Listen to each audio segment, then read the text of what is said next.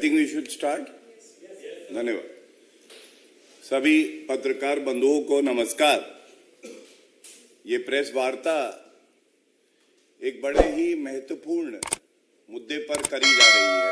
हम सब जानते हैं किस तरह से विश्व में ऐसी परिस्थितियां हैं कि इजराइल में युद्ध चल रहा है और जब ऐसा खौफनाक मंजर है तो जो भारतीय नागरिक हैं, जो हमारे भाई बहन वहां इजराइल में फंसे हुए हैं, उनके प्रति एक संवेदनशील सरकार, एक मजबूत सरकार ठोस कदम उठा रही है।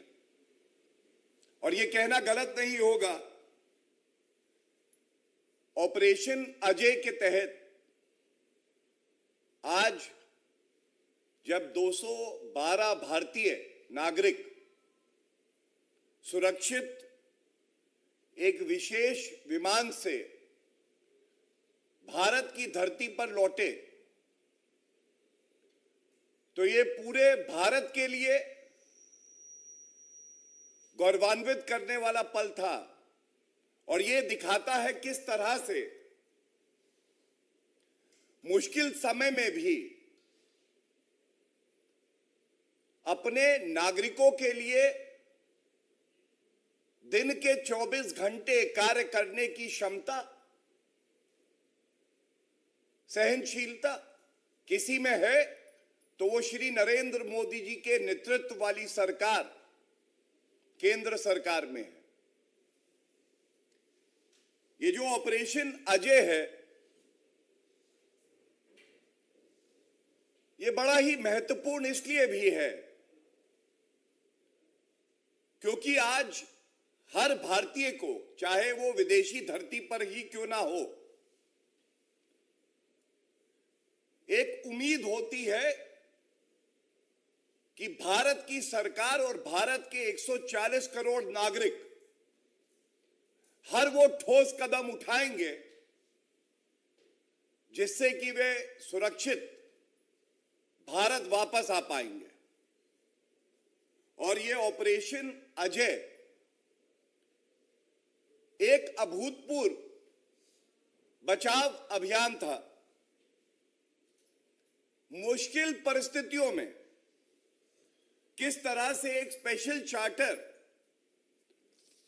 जाता है और जो भारतीय नागरिक हैं 212 वो वापस आते हैं, ये दर्शाता है किस तरह से भारतीय सरकार की प्रतिबद्धता, प्राथमिकता यही है कि पहले भारतीय नागरिक जो फंसे हुए हैं युद्ध की परिस्थितियों में, उनको सुरक्षित भारत लाया जाए। आज सुबह जब वो आए वापस तो एयरपोर्ट पर राजीव चंद्रशेखर जी जो मंत्री हैं केंद्र सरकार में, वो उपस्थित थे और उन्होंने स्वागत किया और भारत माता की जय, वंदे मातरम, आदरणीय प्रधानमंत्री जी को साधुवाद, धन्यवाद, ये एक भाव था जो हर भारतीय नागरिक के मन में था जो सुरक्षित भारत आया। और ये इसलिए भी है कि हमें समझना होगा जहां युद्ध चल रहा है वहां परिस्थितियां कैसी हैं, वहां माहौल कैसा है। एक नागरिक है, उनका नाम नहीं ले रहा, हमारी बहन है, उन्होंने कहा जब मैं इजराइल की भूमि में थी तो मुझे डर लगता था, मुझे ऐसा प्रतीत होता था कि मैं अपना देश दोबारा देख पाऊंगी या नहीं, अपने परिजनों से मिल पाऊंगी कि नहीं। और आज जब वो भारत की धरती पर आ गई तो उन्होंने पहली बात जो कही, अब मैं सुरक्षित महसूस कर रही हूं। ये एक बहुत बड़ा भाव है कि आज भारत वो ताकत बन के उभरा है जो अपने नागरिकों के साथ बुरे वक्त में अच्छे वक्त में खड़ा रहता है। हम देखते थे एक दशक पहले जिनको विकसित देश कहा जाता है, अमेरिका हो गया, यूके है,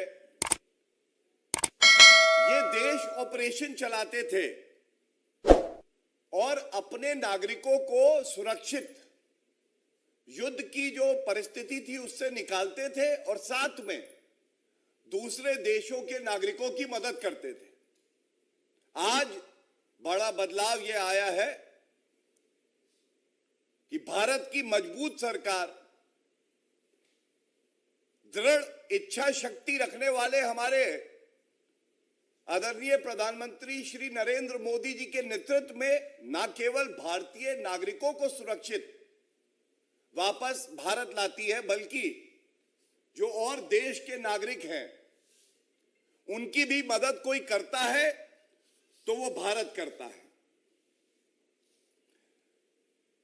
And I would not be wrong in saying that strength of a nation and character of a leader comes to test and is known by the strength, effectivity and promptness by which the government and the country responds to the needs of its citizen. This is the mantra. मेरे को ये कहते हुए गर्व भी होता है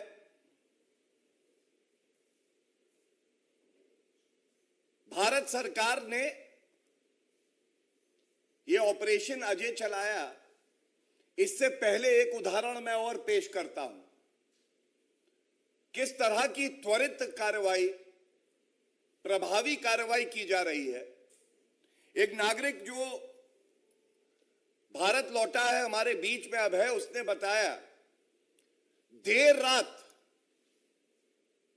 रात उसने एक पोर्टल सर्विस की शुरुआत की गई है जो भारतीय एम्बेसी है उसके द्वारा, उस पर रजिस्टर किया, इस उम्मीद से कि कुछ दिनों में मदद आएगी और सुरक्षित वो भारत वापस आ पाएंगे।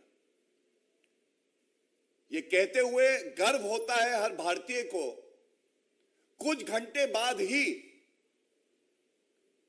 इस पोर्टल पे रजिस्ट्रेशन करवाने के बाद उस नागरिक के पास एक कॉल जाता है और उसे बताया जाता है कि जो अगला विमान सुबह जा रहा है भारत, उस पर आपकी सीट आरक्षित है और आप भी भारत वापस जा रहे हैं। कुछ घंटे में जो हमारा भाई, जो बहन ये सोचती थी कि वो सुरक्षित नहीं है, कभी अपने परिवार वालों से दोबारा मिल पाएगी या नहीं, वो आज भारत वापस आ चुके हैं। और मैं इतना ही कहूंगा, अगर ये संभव हुआ है तो ये संभव इसलिए हुआ है क्योंकि एक मजबूत सरकार है जिसका मूल मंत्र है नागरिकों का हित सर्वोपरि है, और उसके पीछे 140 करोड़ जो हमारे भारतीय भाई बहन हैं उनकी ताकत है। संसाधनों की कोई कमी नहीं है, प्राथमिकता सही जगह पर है, और इसीलिए जो हमारी एम्बेसी है वो 24 घंटे कार्य कर रही है। मैंने आपको इस पोर्टल का उदाहरण इसलिए दिया कि ऐसे कई और उदाहरण हैं और हर नागरिक को इस तथ्य की जानकारी होना आवश्यक है कि किस तरह से विदेशी धरती पर भी अगर हमारा कोई अपना फंस गया है तो उसको सुरक्षित लाने का दायित्व किसी का है, तो वो सरकार का है और वो किया जा रहा है। मैं एक तथ्य और आपके समक्ष रखना चाहूंगा और ये बहुत ही महत्वपूर्ण है। ये दिखाता है किस तरह से सोच में परिवर्तन आया है। भारतीय जनता पार्टी एनडीए की सरकार केंद्र में बनी, उसके बाद 2015 में राहत, ऑपरेशन राहत, करीब 6700 भारतीय नागरिक यमन से वापस लाए गए सुरक्षित। 2016 में ऑपरेशन संकट मोचन, ये सूडान में जब युद्ध चल रहा था, करीब 160 नागरिक और इसमें 2 नेपाली नागरिक भी थे, उनको सुरक्षित वापस लाया गया। इसी तरह से 2021 में अफगानिस्तान में हमने देखा किस तरह से युद्ध की परिस्थिति उत्पन्न हुई। 800 से ज्यादा नागरिकों को सुरक्षित भारत लाया गया। यूक्रेन में हम सब देख रहे हैं कि क्या परिस्थिति है। ऑपरेशन गंगा 22,500 नागरिकों को सुरक्षित भारत लाया गया और 2023 में ऑपरेशन कावेरी, और इस पे मैं आपका ध्यान केंद्रित करना चाहूंगा, 4097 लोग वापस आए, जिसमें 3,961 भारतीय नागरिक थे और 136 जो थे वो विभिन्न देशों के नागरिक थे। इसीलिए मैंने कहा कि अब समय यह है कि भारत अपने नागरिकों को तो सुरक्षित कर ही रहा है, साथ में विभिन्न देश जो हैं वो भारत की तरफ देखते हैं कि भारत निर्णायक फैसला लेगा, ठोस कदम उठाएगा और उनके नागरिकों को भी अगर संभव होगा तो भारत मदद करके सुरक्षित स्थान पर पहुंचाता है। मैं ये जरूर कहूंगा, आदरणीय प्रधानमंत्री श्री नरेंद्र मोदी जी के नेतृत्व में ये ऑपरेशन अजय चल रहा है। विदेश मंत्री डॉक्टर जयशंकर जी की भी अहम भूमिका इस ऑपरेशन में है। जैसा मैंने बताया, the Indian ambassador to Israel वे स्वयं 24 घंटे सुनिश्चित कर रहे हैं कि जो भारतीय वहां फंसे हुए हैं उनकी जो भी जरूरत हो उसकी पूर्ति की जाए। और इसी के साथ इस मंच से, आपके माध्यम से मैं ये अपील जरूर करना चाहूंगा, जो भारतीय नागरिक अभी भी वहां फंसे हुए हैं, that stay calm and remain safe and we will ensure that each one of you returns to Bharat safely. This is our commitment to you, and I make this statement with some responsibility here. In tough times, we will give out a strong message that times may be tough, but Bharat, India is tougher. We will ensure the safety of every citizen who is stuck in the war-torn region. And I would also like to categorically state that each media person, media, the fourth pillar of democracy, that is making us proud by reporting bravely from the war-torn region, shows your commitment to reporting every event that affects the lives of human being and especially of every Indian. हर पत्रकार के जज्बे को मैं सलाम करता हूं, नमन करता हूं।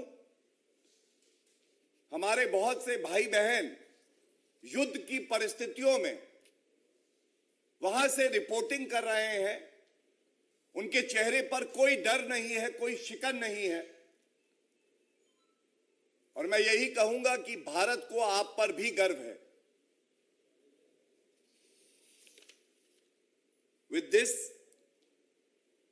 I again thank all of you for coming to cover this press conference. It is important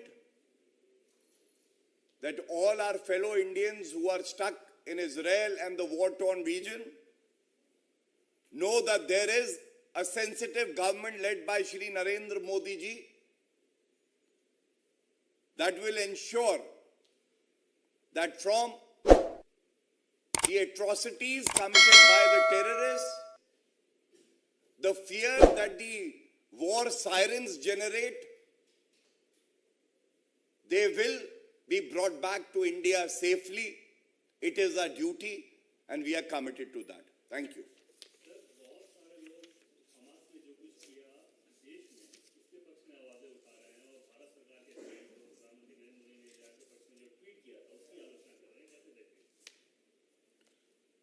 देखिए, भारत वो देश है जो हमेशा से इंसानियत और मानवता के साथ खड़ा रहा है और आगे भी, चाहे कोई भी परिस्थिति उत्पन्न हो, भारत जो निर्दोष नागरिक हैं जिन पे आतंकवादी हमला किया जा रहा है, तो हमेशा निर्दोष नागरिकों के साथ और मानवता के साथ खड़ा रहेगा। और बिल्कुल स्पष्टता से मैं कह दूं, ये प्रेस वार्ता आज इस अहम बिंदु पे है कि अगर युद्ध की भी परिस्थितियां हैं तो भी जो भारतीय नागरिक इजरायल में फंसे हुए हैं, भारत का हर नागरिक और सरकार पूरी तरह से प्रतिबद्ध है कि उनको सुरक्षित वापस भारत लाए।